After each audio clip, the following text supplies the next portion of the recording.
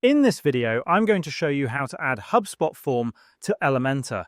First, go to your HubSpot account and locate the form that you've created. Once you find the form, hover your mouse over it and you'll see an Actions option appear. Click on Actions, and from the drop-down menu that appears, select Share.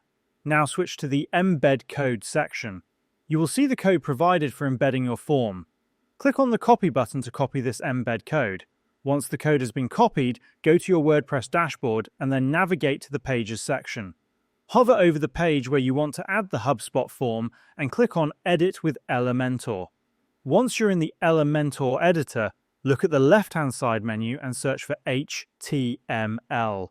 When the HTML block appears, drag and drop it onto your page in the location where you want the form to display.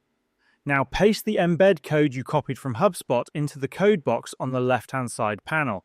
Instantly, you'll see the HubSpot form appear in the preview. Once you're satisfied, click on the Publish button in the top right-hand corner.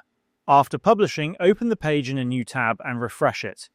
You'll now see your HubSpot form successfully displayed on your website. Any submissions through this form will be sent directly to your HubSpot account, making it easy to manage leads or responses. And that is how you can add a HubSpot form to Elementor.